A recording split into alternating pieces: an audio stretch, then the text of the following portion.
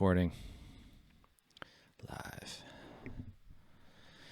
And we are live, back with the RINO Podcast at The Factual Prep, at Jeff Simone MA. Thank you very much for tuning in. We are here for all your RINO Pod needs. Go to patreon.com/RINOPod for more RINO Pod, only $1 a month. We just did a good episode on social and emotional learning and what's going to happen with that issue and education in the upcoming election for president. This week, Kaitlin, your hair's looking fabulous. It is. I got my haircut like 4 weeks ago, and now it's like I don't know, got an extra inch on it, and it's like looking good.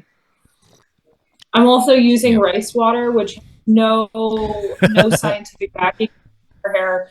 Really awesome, but apparently, like, there's this like culture in China that the women use this like rice shampoo, and their hair like goes down to the ground. Like, wait, what is it supposed to do? Rice water, grow it more?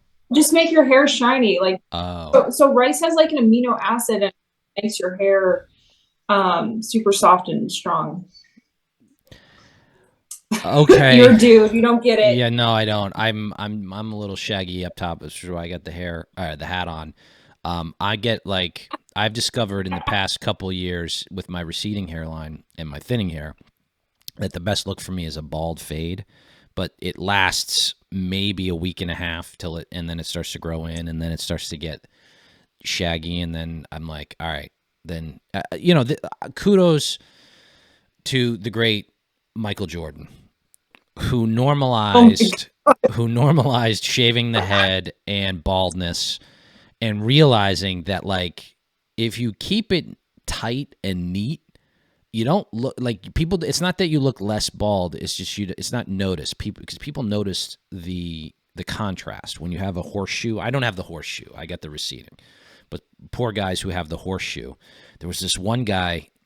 Little tangent. I was watching golf yesterday, and this guy, last name Hall, he's from England, golfer. He was in the water, and he took his shoes and socks off to hit a ball out of the water. He took his hat off, and this guy had the horseshoe. And they're like, oh, that's, something Hall. I forget his first name.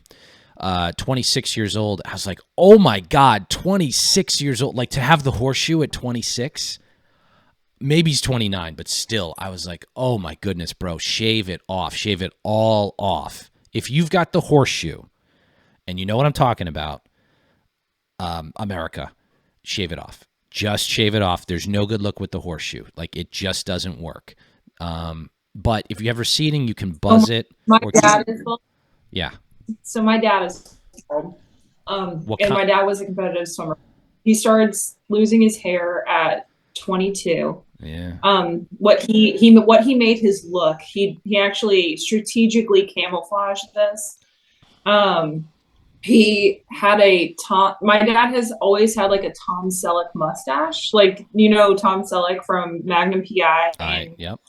NRA. Of course. My dad has always had this like thick, noticeable mustache, but my dad, no matter what, always wears a hat.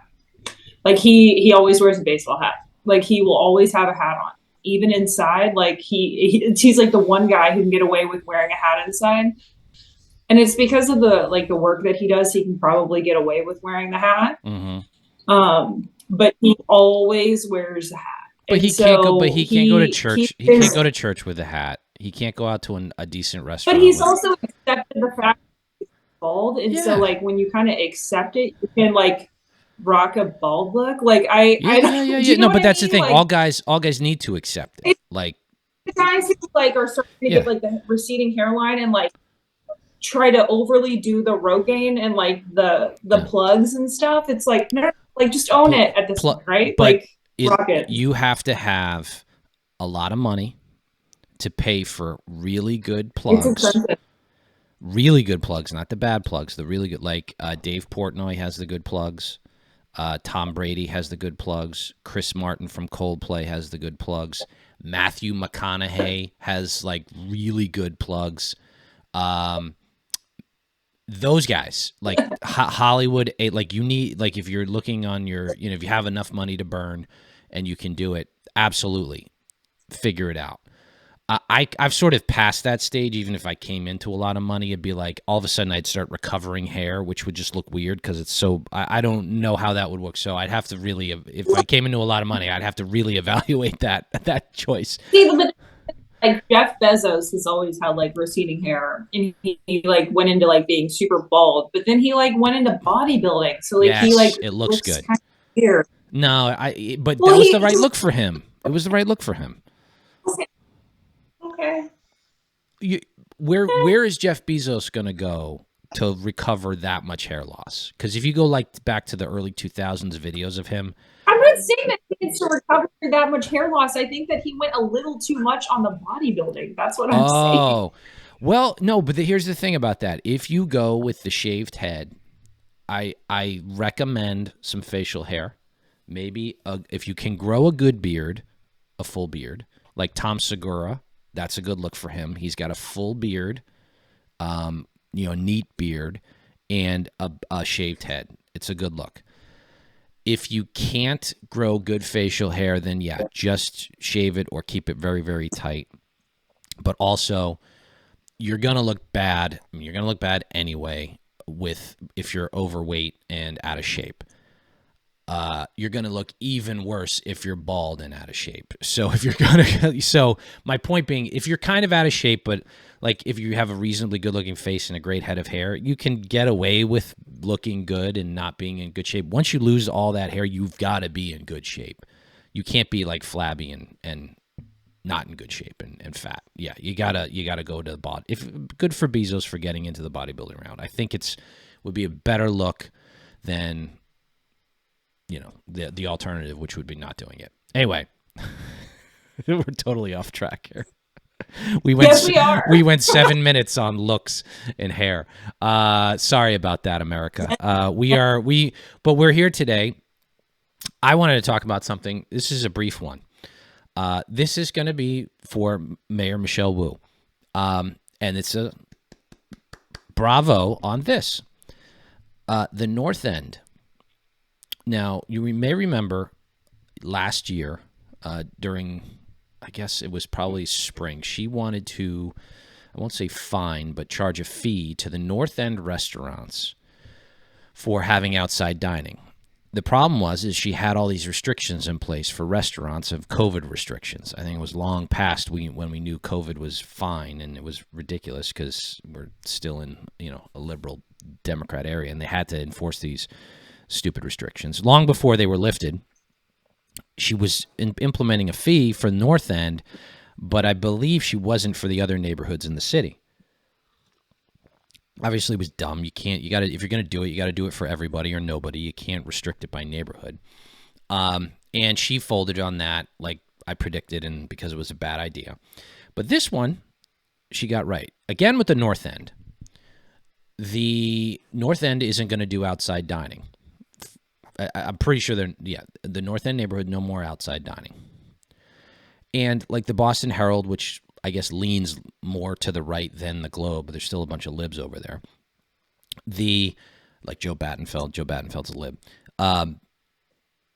Wu got rid of it. And there was this thing, North End restaurant owners are all upset because they can't do outside dining. It's like, well, one, before COVID, nobody did outside dining in the North End. Like, remember 5 years ago, you went to the North End, you went inside the restaurant. Okay, there's no more restrictions anymore. They're all gone. All right, so it's going to go back to the way it was. And the restaurant owners just wanted more revenue for that outside dining, but the residents were getting pissed because it was going into the street. It was eating up parking, eating up sidewalk space. And yeah, you know what? The people that live there, not the restaurant owners, have priority, have the rights.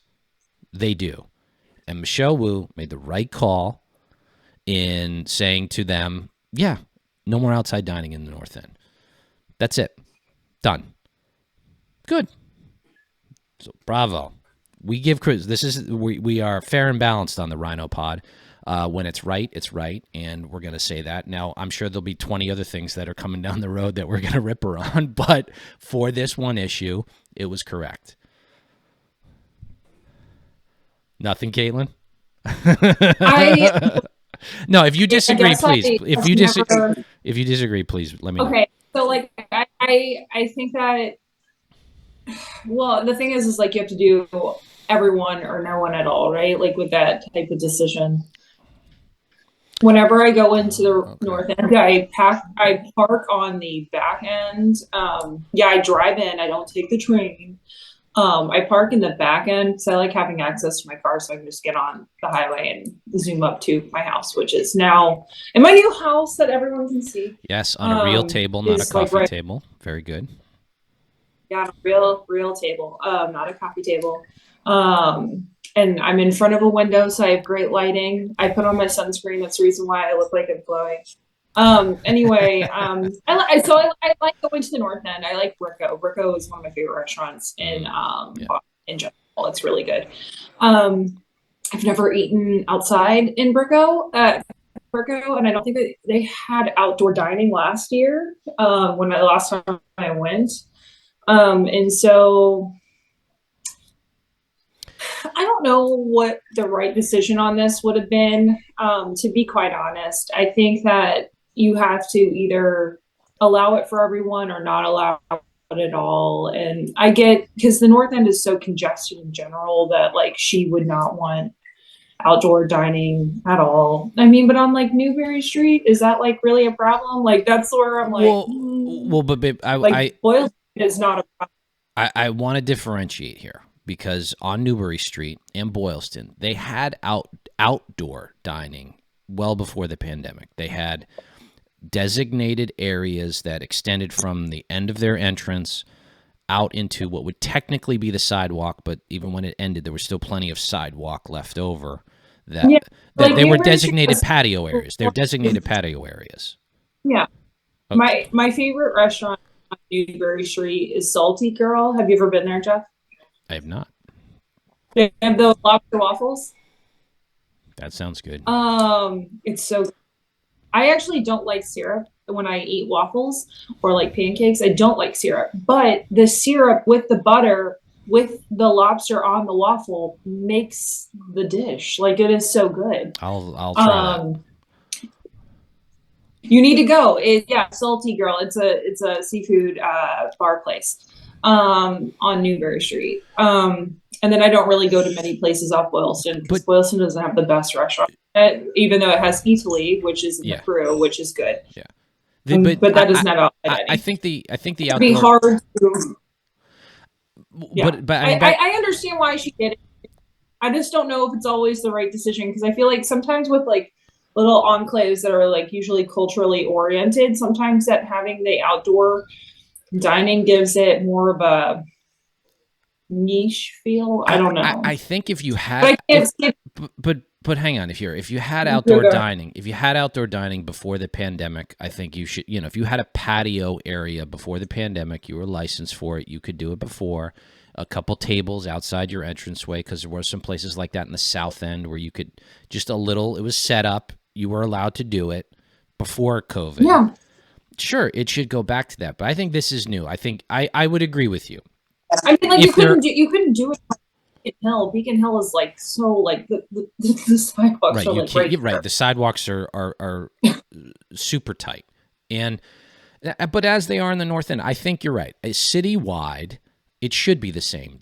We should go back to the way it was, which was if you have tables set up in the middle of the sidewalk or even into the street. I'm glad that she is going back to the way it was because how progressive she is. God. Yeah. But if you took if you went off the sidewalk and even into the street into a parking spot in front of your restaurant where you put those cement barriers up or those cement barriers with nice plants on top of them, we've seen those, right? If you're that and you want to reclaim that for additional revenue, no, and that can be citywide, and maybe maybe it is citywide, and maybe that would all just went away because it's like no, you're going back to the way it was. Run your restaurant. You're not taking up the parking spot. You're not taking up the sidewalk space. If you had a patio that was marked for outside dining beforehand, yeah, okay, you get that back, but that's it. And I think the North End restaurants were trying to get away with more of it. They're trying to keep that parking area, that parking spot area, where they could set up 6 other tables in that, in those 1 or 2 parking spots. They wanted to hang on to that because they had indoor and outdoor, so you get more money. I'd agree with you if it's across the board, and it should be across the board all over the city. But it was time for that to go. Other than that, I don't see much. But I caution my conservative friends out there who just reactionary, want to go after woo, when it's just like, okay, look what happened. Look whose interests are there. The restaurant, it basically came down to the restaurant owners versus the people that live there. I'm going with the people that live there. And if you're online and you're going like, woo, and a tyrant, it's like, well, she told the restaurants, not the people. So there is the difference there. Anyway, in my opinion, Jeff's humble opinion, she got one right. Want to talk about somebody who got something wrong? Oh God. He always gets something wrong. Always gets it wrong. Like, yeah.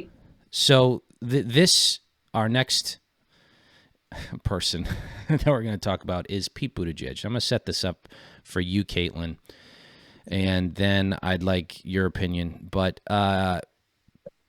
Pete Buttigieg visited the East Palestine train disaster in Ohio 20 days after the toxic train derailment. 20 days. Now, that's on screen right now for those folks at home. And I'm going to switch back here.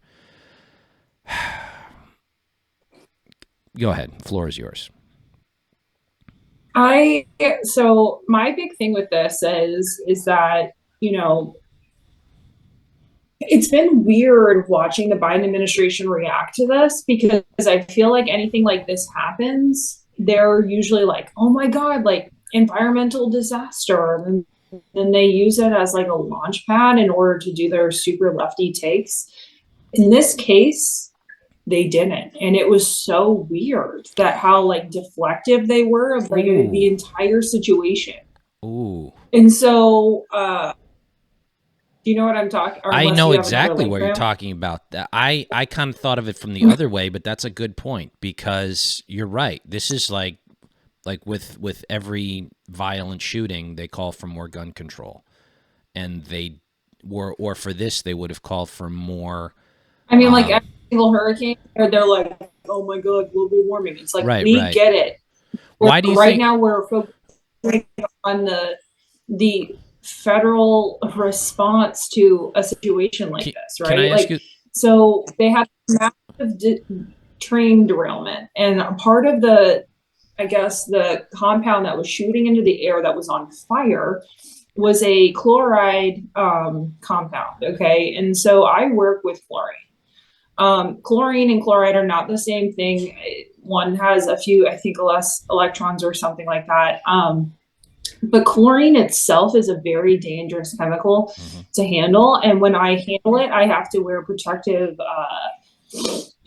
gear on my face and my hands. And so, and on my body. If I'm handling it in liquid, I have to put something on. If I'm handling it in tab form, I can wear the mask and the eyeglasses and the gloves and be fine. So think about it this way. So let's say you have a chlorine chemical plant and it went on fire. So chlorine in its like natural state is gas. A lot of pools used to be disinfected on chlorine gas, and that's how it used to go into their filtration system. And then they started using liquid, which is a different form of it. Off the top of my head, I forgot what the chemical compound name is, but it turns into a crystal afterward, and which is not great, because when it goes through, sometimes it offshoots and the crystal is not actually chlorine, but it's sometimes got chlorine in it. It's still a dangerous chemical if it's like ingested. And then I use the tab form, which is that. So imagine chlorine without maybe like an electron or a proton or whatever on fire and going up into the atmosphere. Okay. And so when that happens, the dust plume coming off of it is toxic. And so that's the big concern of people watching this, right? Like And anytime there is some type of chemical spill or like a gas leak, whether it's chlorine, any other gas, you have to be very careful because chlorine can kill you. It is technically, it has been used as a weapon of war.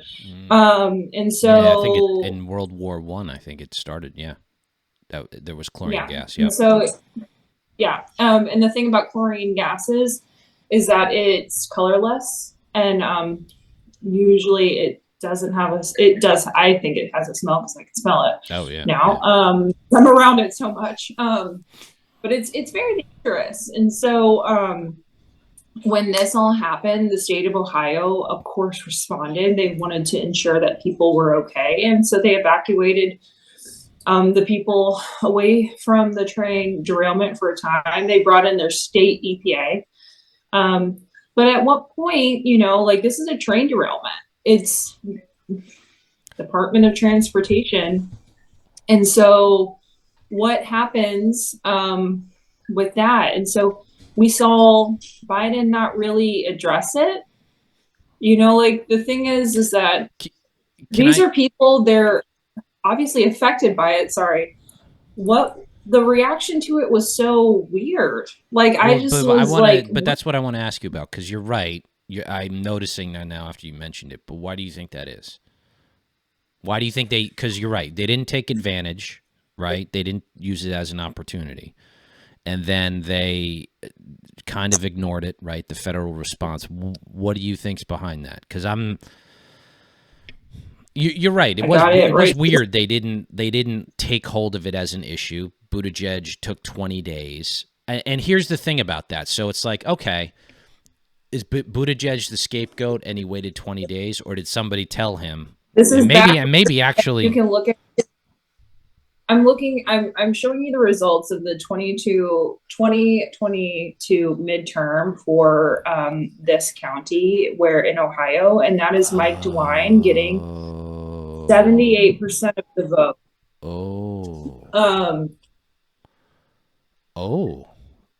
Okay. So I think that is one of the reasons for Joe Biden not going, Joe Biden not really talking about it, Pete Buttigieg not really going. When that's when it was called for. I mean, wow. It's just been. First of all, I do want to say this overall. I think Pete Buttigieg is not. He was not the right person for this role. He has no idea what he's doing. There have been several instances where he has just not stepped up to the plate as Secretary of Transportation. There have been several issues during his time he's just not been able to handle. When there are massive labor union strike threats, which conservatives usually don't like labor unions, but when there's a labor strike union, labor union strike threat at the ports, you need to show up and ensure that they do not strike. Okay, because that is a strike that does shut down our national economy. They were particularly not great to transnational truckers over COVID. Let's see, in December, when Southwest, when the shit hit the fan, Pete Buttigieg just couldn't even speak on the subject intelligently. And he has the FAA underneath him. That's a big one. That he didn't even really, there's a lot of problems with the FAA. It's critically underfunded as a regulatory agency, and conservatives don't like regulation. But right now the regulations exist and the corporations are regulating themselves. It's like one of the most perfect examples of regulatory capture in any industry is aviation. And so you're seeing issues like the Boeing Max, those two crashes, and then the subsequent investigations. You're seeing that because the FAA doesn't have regulators that can go into these inspections and do actual federal inspections. You're having corporations do their own. And so like the FAA can't even go into like Southwest and be like, why are you not able to have these booking systems? Because those booking systems not being up to date and being all of that, that causes safety issues at airports. And so that is an FAA issue. And so I'm actually pro funding the FAA on a basic level so they can actually function as a federal agency. But you just see Pete Buttigieg go on TV and like not even be able to talk about these issues yet. I could probably talk about FAA problems in a more intelligent way on national news than the Secretary of Transportation right now. Yeah, there's a few aspects of this, so I'm glad you brought up what you brought up. So I think I saw that when it initially happened. Like, where's the federal response, right? Where are they talking about it? And it's sad and ghoulish to me that a Trump won state. And the EPA commission has actually been really good. I do have to say, the Biden administration EPA commissioner, he has been actually really good. He has been on the ground personally. Okay. He's been the only one. I will give him that. He has been the only one on the ground actually in East Palestine, talking to people, trying to bring down the concerns. Well, then it makes even less sense, because then it's the Biden administration not knowing what they're doing. Because if you're sending the EPA commissioner and they're doing a decent job, but you're not sending the face of your administration, which it's related to, which is Buttigieg and transportation, and you're not doing that. So you should have sent the EPA guy and Buttigieg at the same time for optics, if nothing else. But if you're not going to do that because of, if you're holding back Buttigieg because it was a Trump area, that's insane. That's insane. Because and if you're Buttigieg, you'll be like, I'm going anyway. And you piss off the Biden administration and you make it be known after the fact. Like, this is bad. Like, this shows you how I think he is not a bright individual. I'll say that from a political standpoint. Yeah, he's McKinsey and Ivy League and yeah. But McKinsey, there's a whole. I think when you're Pete Buttigieg's dad is a Marxist professor of the. Oh God, what did he do? He did something. He was actually a prestigious professor of Marxism at Notre Dame, of all places. And I forgot if he did some type of translation of some Marxist work. And the only reason I know about this is because I read it in college and I remember the name. Oh, okay. And so, and it's like off my head, but I knew the instance. And so like when you're the son of someone who's prominent like that, you're going to get pushed into this arena. I mean, like he's one of these people that so clearly has been pushed into every single thing that he has done in order to run for president. Let's be real. That's his ultimate goal, is to be president of the United States. And he's not ready for the role. He shouldn't even be. But he's not ready. He's not qualified in that sense, because this is one of those things. And I see occasionally where Buttigieg is pressed on a question in Fox News, and he just puts out a well-articulated word salad of deflection, and a bunch of unintelligent libs just go, "Oh, isn't he so brilliant?" And they, guffaw over him.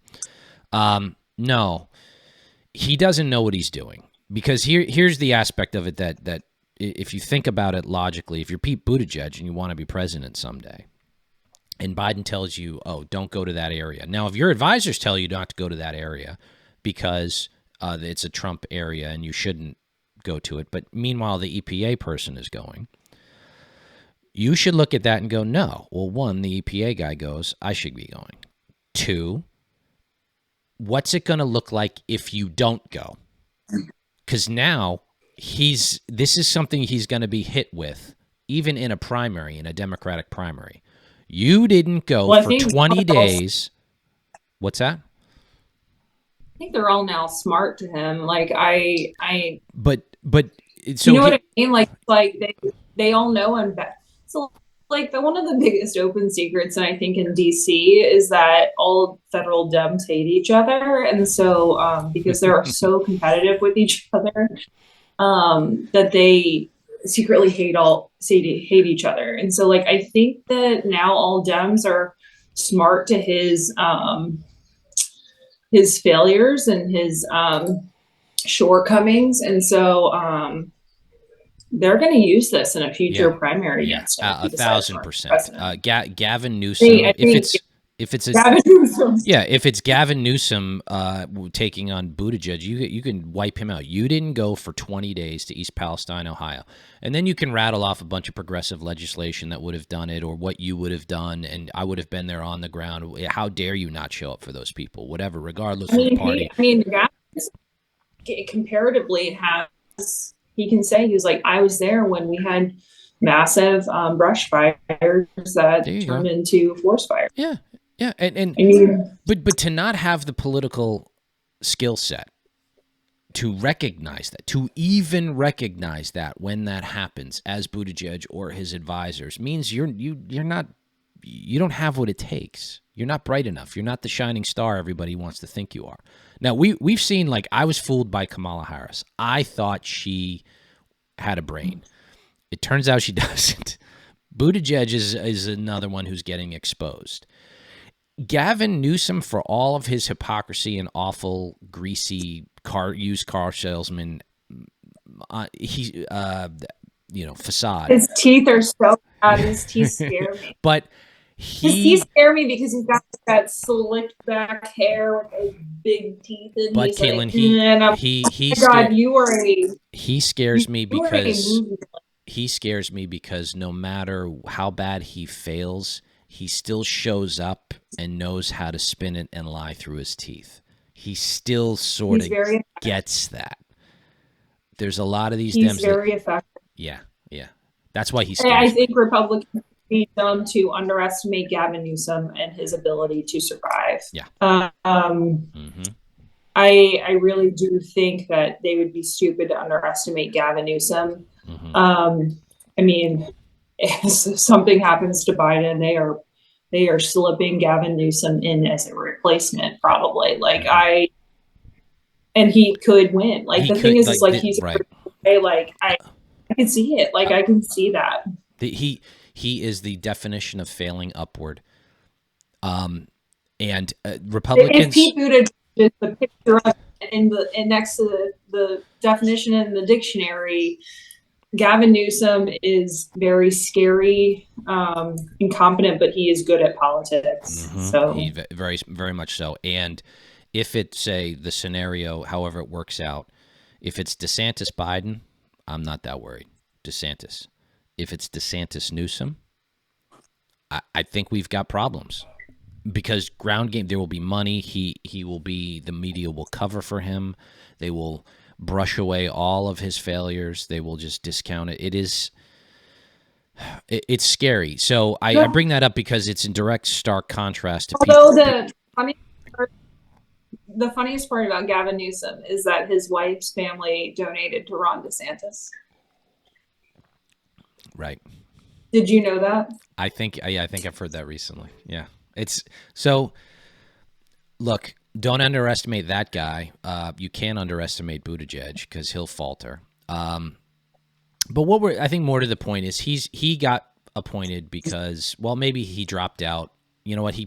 People say that, because he's gay, he got this position, and he's moved upward because of what he's done, because of what demographic he falls into. There's an aspect to that, but really, he dropped out of the presidential election because he was stealing enough votes from Biden. So he's like, okay, I want a position in the administration, and then I'm gone. Yeah, that's what he did, and then he was smart enough to do that, which is why a lot of people run for president, because they want a spot in the administration. He dropped out of South Carolina to ensure that Biden would win, so Bernie would not get any more headway. Yeah, and that's everyone that even your Dem friends know that, and if they don't admit to it, they're being dishonest. Yeah. So if you think he got this job because just because he's gay, and you're on the right, not really. He got it because he played the game correctly. Now, is he qualified? Does that still mean he's qualified to do it? No, he's clearly unqualified, and this is why when you appoint people who may, who haven't done anything, and the things they've done in the past haven't been appropriate for what they're being assigned to do now, it's real dangerous when it's a political appointment for a very important position like Secretary of Transportation. You set yourself up for failure. Anyway, we've gone on for almost 30. Well, I'm sorry to everybody for eating up 7 minutes of the broadcast on hair and looks early on. I think male pattern baldness is a really good subject for us to be talking about. I actually don't apologize. I think that was a good tip. Okay. That, the balding men should just own it. So yes, it's better if you just do. It is. All right. Yes, own it. Own it. Unless you can afford really good plugs like Matthew McConaughey, in which case go for that. All right.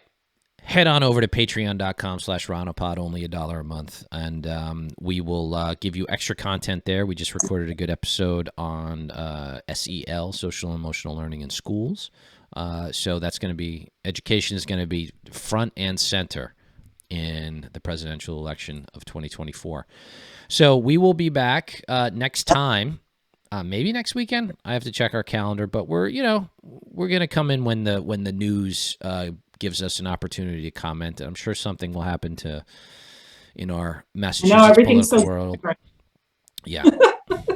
It's a little slow right now, and and we'll wrap up with this. I wasn't on it, but we saw something. There was apparently, I'm reminded of The Mandalorian, and after the Empire loses, or when Star Wars, with Jim Lyons getting some cabal of people to purge the state committee of rhinos, come 2024.